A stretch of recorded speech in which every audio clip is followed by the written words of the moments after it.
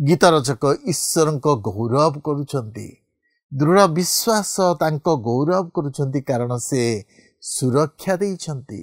ईश्वर जे शासन करता से धर्म रे शासन करिवे यह से विश्वास करिथिले। आज आम्मानकर विश्वास कौन प्रभु को ऊपर अछि कि जीसुंको मधुर वाक्य चला पथे साजे दीप अमरी चरण अलिभ आलोक देई जीवनर प्रतिपदे जीवनर प्रतिपदे बढ़ाए से सत्य पथे पथ प्रदर्शिका से जे पथ प्रदर्शिका पथ प्रदर्शिका पथ प्रदर्शिका। प्रिय दर्शक बंधु नमस्कार। प्रभु जीशुंक मधुर नाम रे आपन को पथ प्रदर्शिका कार्यक्रम को स्वागत करूछि। मोर विश्वास प्रभुंक दया और अनुग्रह रु आपन निश्चय भल थिबे।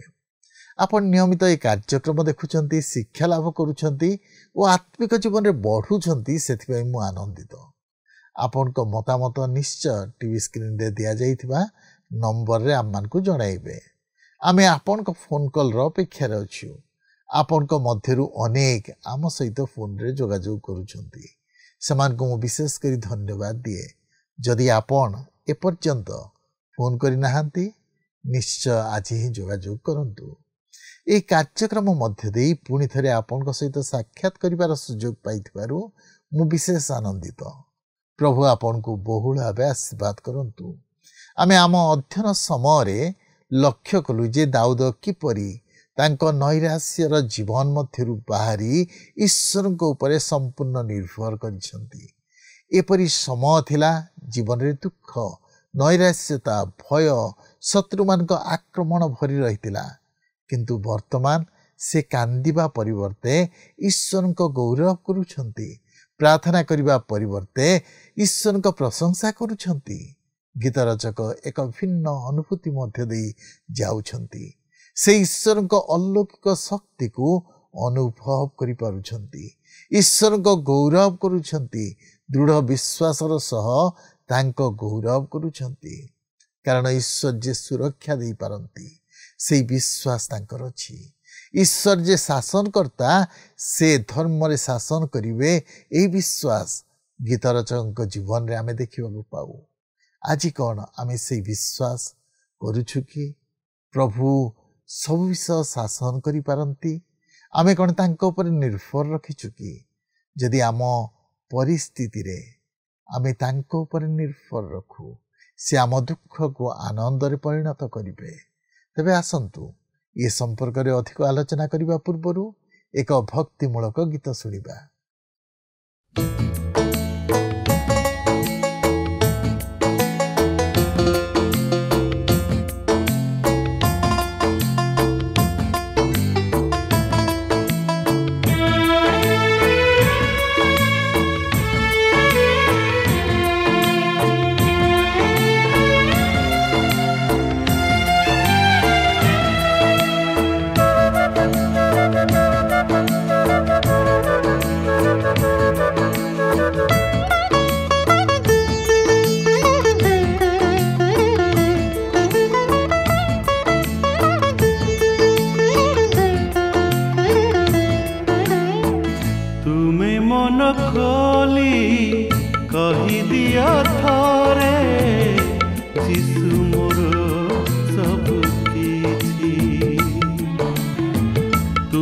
पाप पाई प्राण दे गले कालवरी तार साखी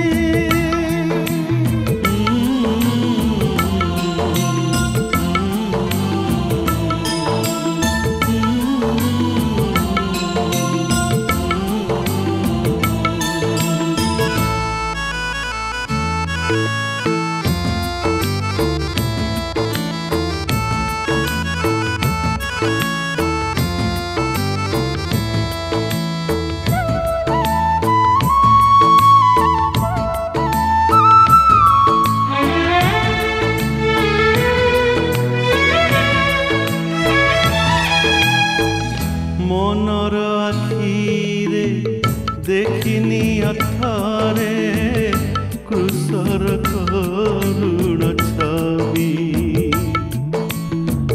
ପାପ ପାଇଁ ତୁମ ତାଙ୍କରି ଶରୀର ରକ୍ତରେ ଗଲା ଭିଜି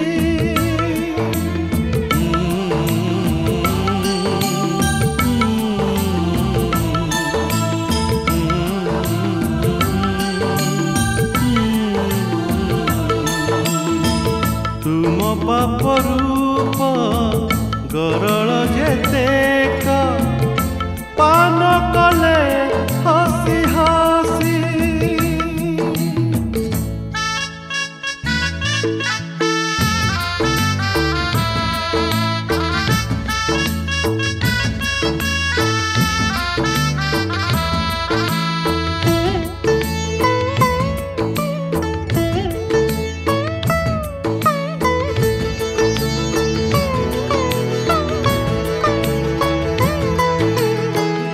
ସନ୍ଦେହ କିଛି ରହିଛି କି ମନେ ସେଇଭଳି ଆସନ୍ତୁ ତାହେଲେ ବର୍ତ୍ତମାନ ଆମେ ପ୍ରଭୁଙ୍କର ବାକ୍ୟ ମଧ୍ୟକୁ ଯିବା। ଆଜି ଆମେ ସେହି ଗୀତ ସଂହିତାର 69 ପର୍ବର 13 ପଦରୁ ଆରମ୍ଭ କରି ଅଧ୍ୟୟନ କରିବା ନିମନ୍ତେ ଯିବା। ତେବେ ମୋ ସହିତ ଖୋଲନ୍ତୁ ଗୀତ ସଂହିତା 69 ପର୍ବର 13 ପଦ। ଏହି 13 ପଦରେ ଏହିପରି ଲେଖା ଅଛି, ମାତ୍ର ହେ ସଦାପ୍ରଭୁ, ଗ୍ରାହ୍ୟ ସମୟରେ ମୋହର ପ୍ରାର୍ଥନା ତୁମଠାରେ ଅଛି। ହେ ପରମେଶ୍ୱର, ତୁମ ଦୟାର ବାହୁଲ୍ୟରେ ତୁମ ପରିତ୍ରାଣର ସତ୍ୟତାନୁସାରେ ମୋତେ ଉତ୍ତର ଦିଅ। ଏହି ପଦଟି 2 କରିନ୍ଥୀୟ 6 ପର୍ବର 2 ପଦରେ ସ୍ଥାନ ପାଇଅଛି, ଯାହାକି ପ୍ରକାଶ କରେ, କାରଣ ସେ କହନ୍ତି, ଆମ୍ଭେ ଅନୁଗ୍ରହର ସମୟରେ ତୁମର ପ୍ରାର୍ଥନା ଶ୍ରବଣ କଲୁ, ଆଉ ପରିତ୍ରାଣର ଦିନରେ ଆମ୍ଭେ ତୁମର ସାହାଯ୍ୟ କଲୁ।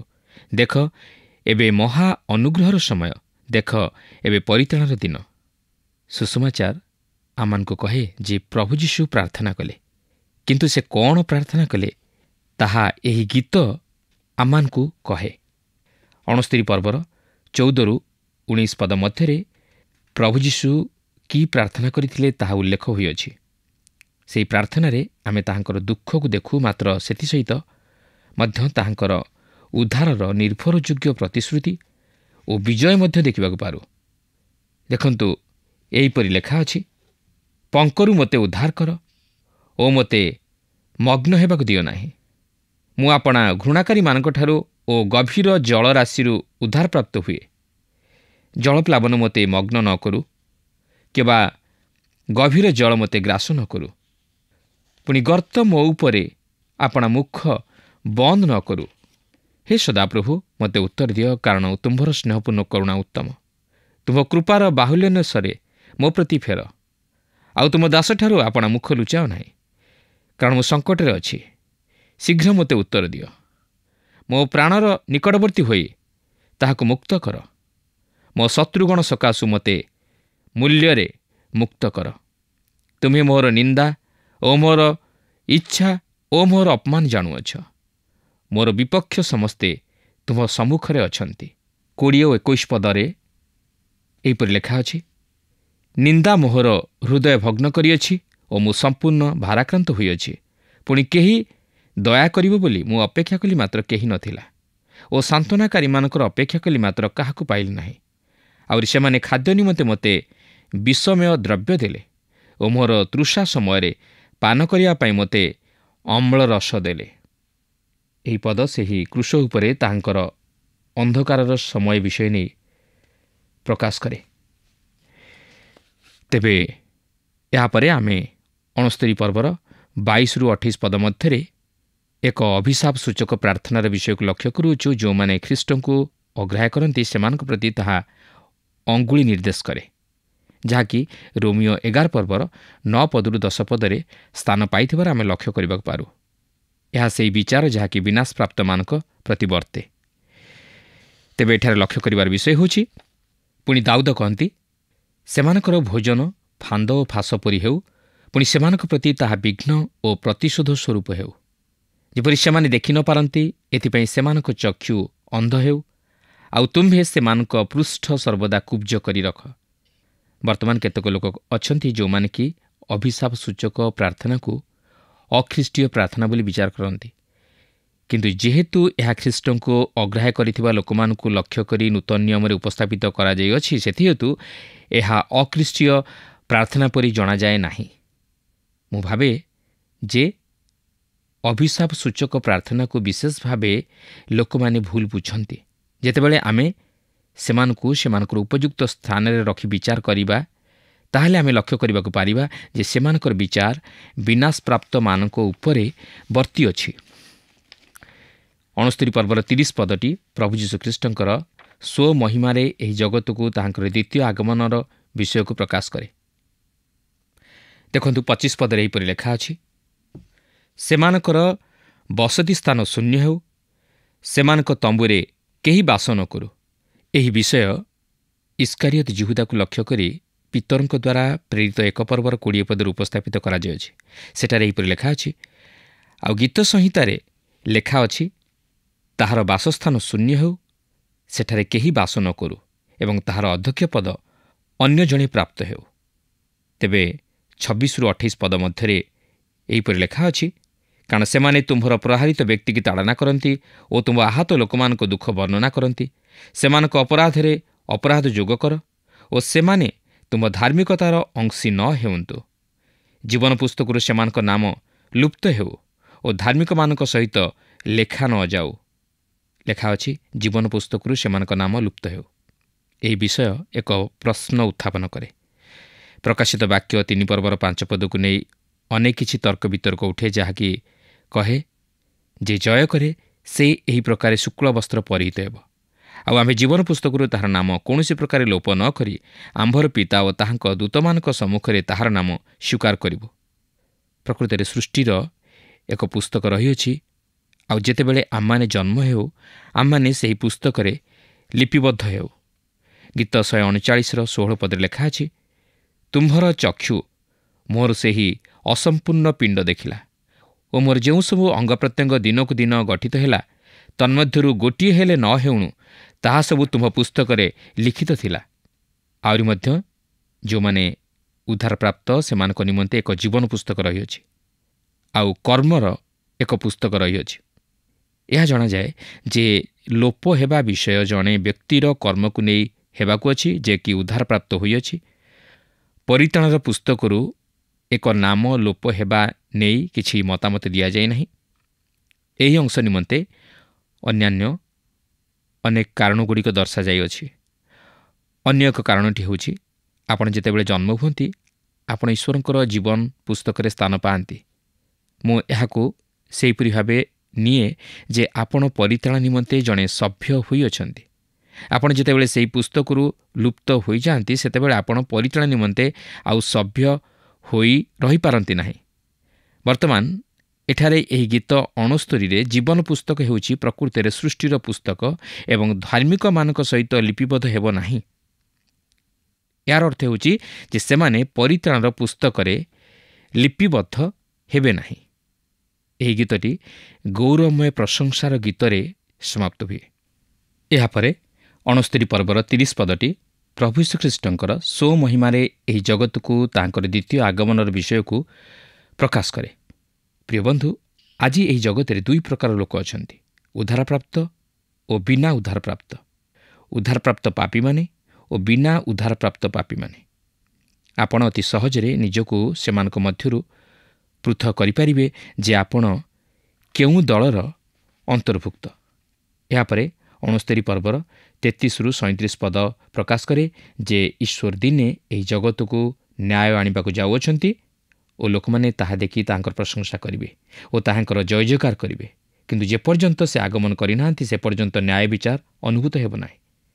ଏହାପରେ 70 ଗୀତରେ ଉଦ୍ଧାରର ନିମନ୍ତେ ଏକ ଜରୁରୀ ପ୍ରାର୍ଥନାର ବିଷୟକୁ ଆମେ ଲକ୍ଷ୍ୟ କରିବାକୁ ପାରୁ। ଏହା ଦାଉଦଙ୍କର ଗୀତ ଓ ଏଥିରେ ପ୍ରାର୍ଥନାର ବିଷୟ ଆମେ ଲକ୍ଷ୍ୟ କରୁ, ଯାହାକି ସାହାଯ୍ୟ ପାଇବା ନିମନ୍ତେ ଏକ ଜରୁରୀ ପ୍ରାର୍ଥନା। ପ୍ରିୟ ବନ୍ଧୁ, ଈଶ୍ୱର ଆମମାନଙ୍କର ସାହାଯ୍ୟକାରୀ, ମାତ୍ର ସେ ଚାହାନ୍ତି ଆମେ ଯେପରି ତାହାଙ୍କ ନିକଟରେ ପ୍ରାର୍ଥନା କରୁ।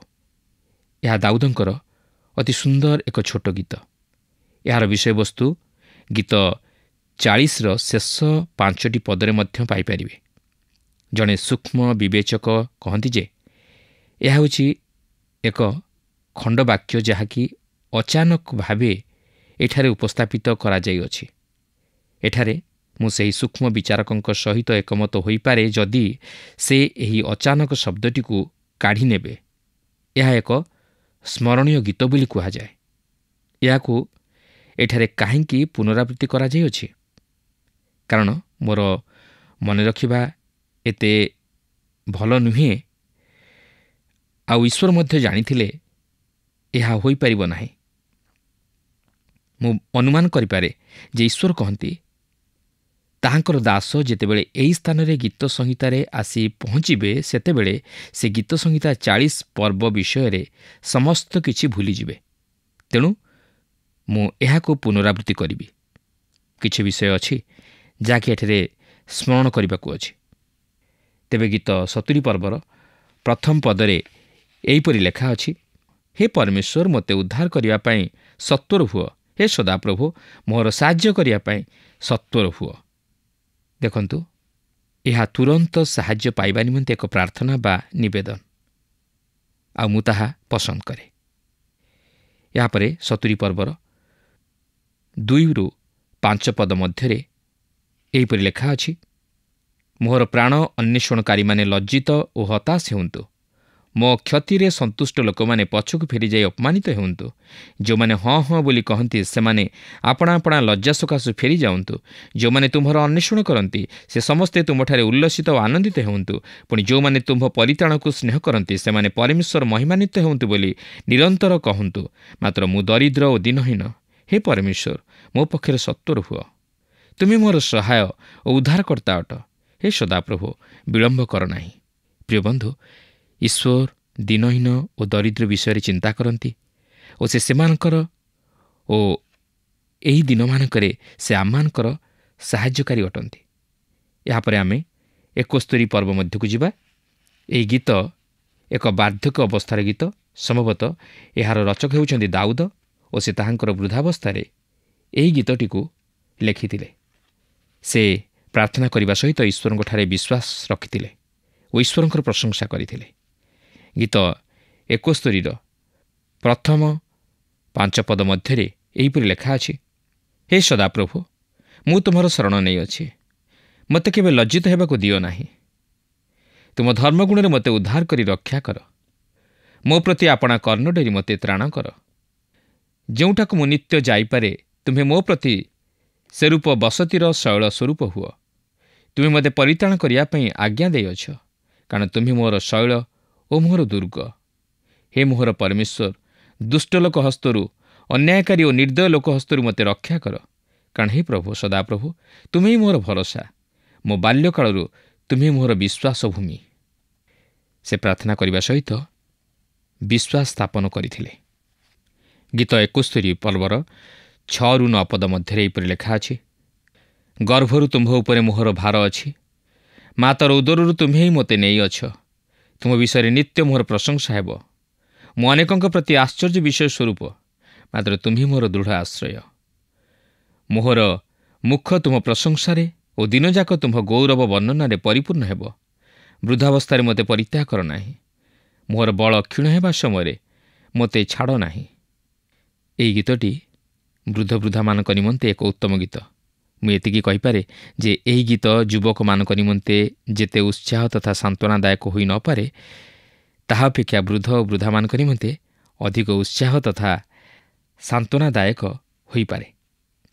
ଏହାପରେ ଆମେ ଗୀତ 71 ପର୍ବର 14-16 ପଦ ମଧ୍ୟରେ ଏହିପରି ଲେଖା ଥିବାର ଲକ୍ଷ୍ୟ କରିବାକୁ ପାରୁ, ମାତ୍ର ମୁଁ ନିରନ୍ତର ଭରସା କରିବି, ପୁଣି ଆହୁରି ଆହୁରି ତୁମର ପ୍ରଶଂସା କରିବି। ମୋର ମୁଖ ଦିନଯାକ ତୁମର ଧର୍ମ ଓ ତୁମର ପରିତ୍ରାଣ ବର୍ଣ୍ଣନା କରିବ, କାରଣ ମୁଁ ତହିଁର ସଂଖ୍ୟା ଜାଣେ ନାହିଁ। ମୁଁ ପ୍ରଭୁ ସଦାପ୍ରଭୁଙ୍କ ପରାକ୍ରମର ସକଳ କ୍ରିୟା ସହିତ ଉପସ୍ଥିତ ହେବି। ମୁଁ କେବଳ ତୁମ୍ଭର ଧର୍ମ ବିଷୟ ବର୍ଣ୍ଣନା କରିବି।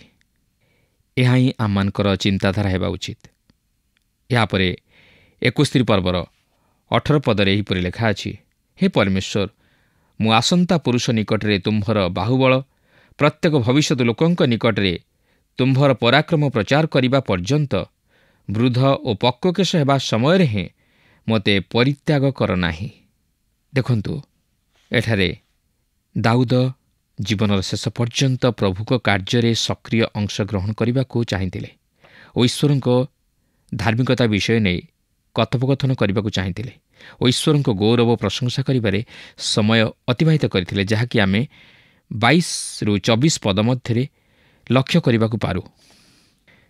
ବର୍ତ୍ତମାନ ବୃଦ୍ଧାବସ୍ଥା ନିମନ୍ତେ ଆଉ ଏକ ନିର୍ଦ୍ଦିଷ୍ଟ ବାକ୍ୟ ପ୍ରଦାନ କରାଯାଏ। ତେଣୁ ପ୍ରିୟ ବନ୍ଧୁ, ଆପଣ ଯଦି ଜଣେ ବୃଦ୍ଧ ବା ବୃଦ୍ଧା, ଏଠାରେ ମୁଁ ଆପଣଙ୍କୁ କହି ରଖେ ଯେ ଆପଣ ଏକ କୋଣରେ ବସି ନିଜର ବାର୍ଦ୍ଧକ୍ୟ ଅବସ୍ଥା ସକାଶେ ଚିନ୍ତା କରନ୍ତୁ ନାହିଁ, କାରଣ ଈଶ୍ୱର ଆପଣଙ୍କର ବାର୍ଦ୍ଧକ୍ୟ ଅବସ୍ଥା ହେତୁ ଆପଣଙ୍କୁ ପରିତ୍ୟାଗ କରିନାହାନ୍ତି ଓ ଏହି ଜଗତରେ ଆପଣଙ୍କର ମୃତ୍ୟୁ ପର୍ଯ୍ୟନ୍ତ ସେ ଆପଣଙ୍କୁ ଏକ ମହତ୍ ଅଭିମତ ନେଇ ବଞ୍ଚାଇ ରଖିଅଛନ୍ତି। ତେଣୁକରି ଆପଣ ଭାବିତ ବା ଚିନ୍ତିତ ନ ହୋଇ ବା ଏକାକୀ ବସି ନ ରହି ପ୍ରଭୁଙ୍କ ସହିତରେ ସମୟ ବିତାନ୍ତୁ ଓ ପ୍ରଭୁଙ୍କ ନିମନ୍ତେ କିଛି କାର୍ଯ୍ୟ କରନ୍ତୁ ଓ ଜୀବନର ଶେଷ ପର୍ଯ୍ୟନ୍ତ ପ୍ରଭୁଙ୍କ ସହିତରେ ସମୟ ଅତିବାହିତ କରନ୍ତୁ। ତାହେଲେ ଆପଣ ନିଶ୍ଚିତ ଭାବେ ସାହସ ପ୍ରାପ୍ତ ହେବେ ଓ ପ୍ରଭୁଙ୍କ ନିମନ୍ତେ କିଛି କରିପାରିବେ। ପ୍ରିୟ ବନ୍ଧୁ, ଆମେ ଯେତେବେଳେ ଦିନ ପ୍ରତିଦିନ ବୟସରେ ବୃଦ୍ଧି ଲାଭ କରୁଅଛୁ, ଆସନ୍ତୁ ଆମେ ନିଜର ବାର୍ଦ୍ଧକ୍ୟ ଅବସ୍ଥା ଜନିତ ଦୁର୍ବଳତା ବା ଶାରୀରିକ ଯନ୍ତ୍ରଣା ବିଷୟ ନେଇ ବିଶେଷ ଚିନ୍ତିତ ବା କଥାବାର୍ତ୍ତା ନ କରି ପ୍ରଭୁଙ୍କଠାରେ ଆନନ୍ଦ କରୁ ଓ ତାହାଙ୍କର ପ୍ରଶଂସା କରୁ। ଅତୀତ ସ୍ମୃତିକୁ ସ୍ମରଣ କରିବା ଅତି ଉତ୍ତମ ବିଷୟ ଯଦି ଆମେ ଈଶ୍ୱରଙ୍କର ଉତ୍ତମତା ବିଷୟରେ କଥାବାର୍ତ୍ତା କରୁଅଛୁ। ଗୀତ ରଚକ କହନ୍ତି, ମୋହର ଜିହ୍ୱା ମଧ୍ୟ ଦିନଯାକ ତୁମ୍ଭର ଧର୍ମ ବିଷୟ କହିବ, କାରଣ ମୋହର ଅନିଷ୍ଟ ଚେଷ୍ଟାକାରୀମାନେ ଲଜ୍ଜିତ ଓ ହତାଶ ହୋଇଅଛନ୍ତି। ପ୍ରକୃତରେ ବୃଦ୍ଧ ବ୍ୟକ୍ତିମାନଙ୍କ ନିମନ୍ତେ ଏହା ଅତି ଚମତ୍କାର ଗୀତ। ଏହାପରେ ଆମେ 72 ଗୀତ ମଧ୍ୟକୁ ଯିବା। ଏହାକୁ ସଲୋମନଙ୍କ ନିମନ୍ତେ ରଚିତ ଗୀତ ବୋଲି କୁହାଯାଏ। ସୂକ୍ଷ୍ମ ବିଚାରକମାନେ ଦାବି କରନ୍ତି ଯେ ସଲୋମନ ଏହା ଲେଖିଥିଲେ, କିନ୍ତୁ ମୁଁ ଏହା ବିଶ୍ୱାସ କରେ ନାହିଁ, କାରଣ ଏହି ଗୀତର ଉପସଂହାର ପଦଟି ଏହିପରି କହେ, ଯୀଶୁର ପୁତ୍ର ଦାଉଦଙ୍କର ପ୍ରାର୍ଥନା ସକଳ ସମାପ୍ତ। ତେଣୁକରି ଏହି ଗୀତଟି ହେଉଛି ଦାଉଦଙ୍କର ଗୀତ, ଯାହାକି ସେ ତାଙ୍କର ପୁତ୍ର ସଲୋମନଙ୍କ ନିମନ୍ତେ ରଚନା କରିଥିଲେ। ଏହି ଗୀତଟି ଗୀତ ସଂହିତାର ଯାତ୍ରା ପୁସ୍ତକ ବିଭାଗଟିକୁ ସମାପ୍ତ କରେ, କାରଣ ଯାତ୍ରା ପୁସ୍ତକଟି ସମାଗମ ତମ୍ବୁରେ ସଦାପ୍ରଭୁଙ୍କର ଗୌରବ ପରିପୂର୍ଣ୍ଣ ହେବାରେ ପରିସମାପ୍ତ ହୁଏ। ଆଉ ଏହା ହେଉଛି ଏକ ଭାବବାଣୀୟ ଗୀତ, ଯେଉଁଥିରେ ମସିହ ନିଜେ ଆସି ଏହି ପୃଥିବୀ ଉପରେ ତାହାଙ୍କର ଗୌରବର ରାଜ୍ୟ ସ୍ଥାପନ କରନ୍ତି। ଲକ୍ଷ୍ୟ କରନ୍ତୁ ଯେ ସେ ହେଉଛନ୍ତି ଧାର୍ମିକତାର ଈଶ୍ୱର। ଏହା ସେହି ମସିହ ଅର୍ଥାତ୍ ଖ୍ରୀଷ୍ଟଙ୍କର ଏହି ଜଗତକୁ ଦ୍ୱିତୀୟ ଆଗମନ କରି ତାହାଙ୍କର ମହିମାମୟ ରାଜ୍ୟ ଏହି ଜଗତରେ ପ୍ରତିଷ୍ଠା କରିବାର ବିଷୟକୁ ପ୍ରକାଶ କରେ। ତେବେ ଗୀତ 72 ପର୍ବର ପ୍ରଥମ 6 ପଦ ମଧ୍ୟରେ ଆମେ ଏହିପରି ଉଲ୍ଲେଖ ହୋଇଥିବାର ଲକ୍ଷ୍ୟ କରିବାକୁ ପାରୁ। ସଲୋମନଙ୍କର ଗୀତ, ହେ ପରମେଶ୍ୱର, ରାଜାଙ୍କୁ ତୁମ୍ଭର ଶାସନ ଓ ରାଜପୁତ୍ରଙ୍କୁ ତୁମ୍ଭର ଧର୍ମ ପ୍ରଦାନ କର। ସେ ଧର୍ମରେ ତୁମ୍ଭ ଲୋକମାନଙ୍କର ଓ ନ୍ୟାୟରେ ତୁମ୍ଭ ଦୁଃଖୀ ଲୋକଙ୍କର ବିଚାର କରିବେ। ଧର୍ମ ଦ୍ୱାରା ପର୍ବତଗଣ ଓ ଉପପର୍ବତଗଣ ଲୋକମାନଙ୍କର ଶାନ୍ତି ଉତ୍ପନ୍ନ କରିବେ। ସେ ଲୋକମାନଙ୍କ ମଧ୍ୟରୁ ଦୁଃଖୀମାନଙ୍କର ବିଚାର କରିବେ। ସେ ଦିନହୀନମାନଙ୍କର ସନ୍ତାନମାନଙ୍କୁ ଉଦ୍ଧାର କରିବେ ଓ ଉପଦ୍ରବକାରୀକି ଚୂର୍ଣ୍ଣ କରିବେ। ସୂର୍ଯ୍ୟ ଓ ଚନ୍ଦ୍ର ଥିବା ଯାଏ ପୁରୁଷାନୁକ୍ରମେ ଲୋକମାନେ ତୁମ୍ଭଙ୍କୁ ଭୟ କରିବେ।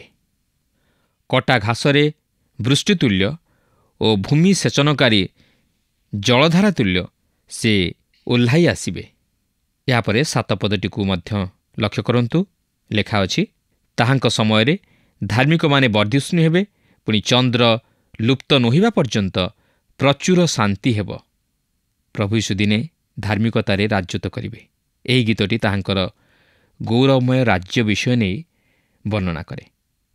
ଏହାପରେ 72 ପର୍ବର 17-19 ପଦ ମଧ୍ୟରେ ଆମେ ଦେଖୁ, ଲେଖା ଅଛି, ତାହାଙ୍କ ନାମ ଅନନ୍ତକାଳ ରହିବ। ଯେପର୍ଯ୍ୟନ୍ତ ସୂର୍ଯ୍ୟ ଥାଏ ସେ ପର୍ଯ୍ୟନ୍ତ ତାହାଙ୍କ ନାମ ସତେଜ ରହିବ। ଆଉ ମନୁଷ୍ୟମାନେ ତାହାଙ୍କ ଦ୍ୱାରା ଆଶୀର୍ବାଦ ପ୍ରାପ୍ତ ହେବେ। ସବୁ ଗୋଷ୍ଠୀୟ ଲୋକେ ତାହାଙ୍କୁ ଧନ୍ୟ କହିବେ। ସଦାପ୍ରଭୁ ପରମେଶ୍ୱର ଇସ୍ରାଏଲର ପରମେଶ୍ୱର ଧନ୍ୟ ହୁଅନ୍ତୁ। କେବଳ ସେ ଆଶ୍ଚର୍ଯ୍ୟ କର୍ମ କରନ୍ତି।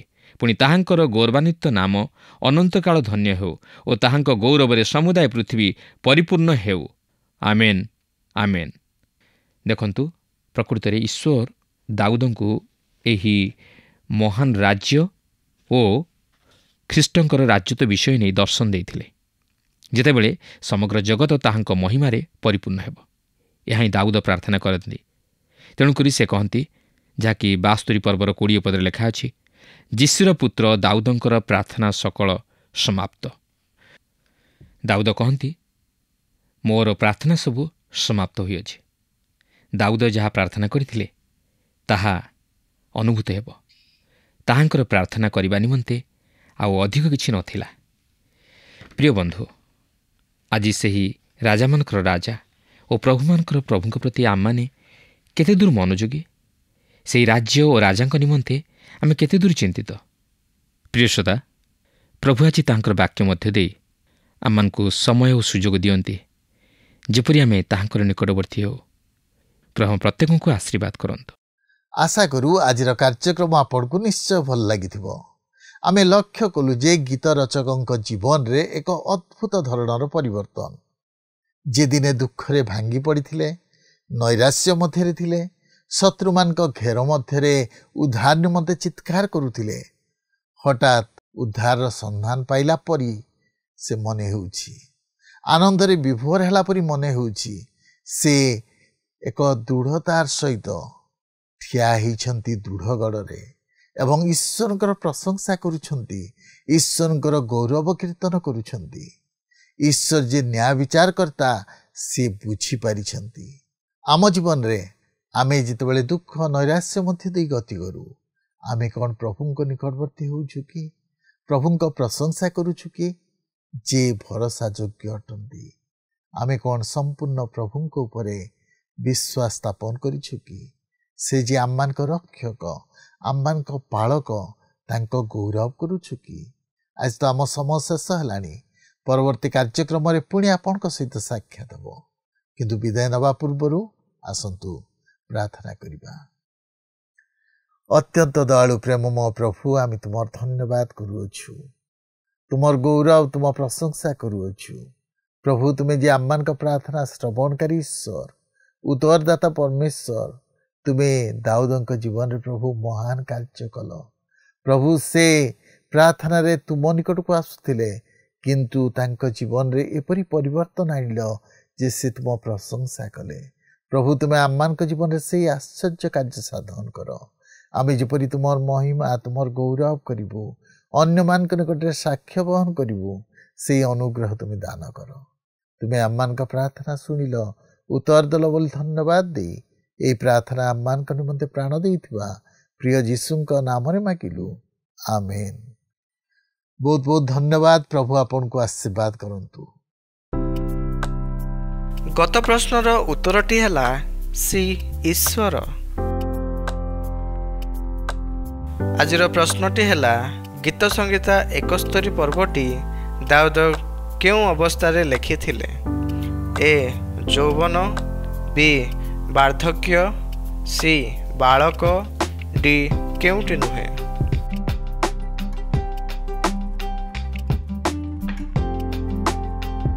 এই প্রশ্নর উত্তর আসন্তাকালি সন্ধ্যা 6টা মধ্যে option A, B, C, D মধ্যরু সঠিক উত্তর বাছি আপনার নাম ও সম্পূর্ণ ঠিকনা সহিত 9777221415 ফোন নম্বরে SMS কিংবা WhatsApp দ্বারা জଣାଇବାକୁ অনুরোধ।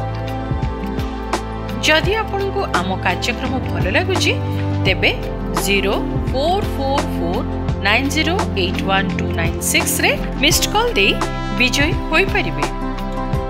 गत सप्ताहर विजय दर्शक बंधु हेले बरगढ़ कलाकानु तांडे।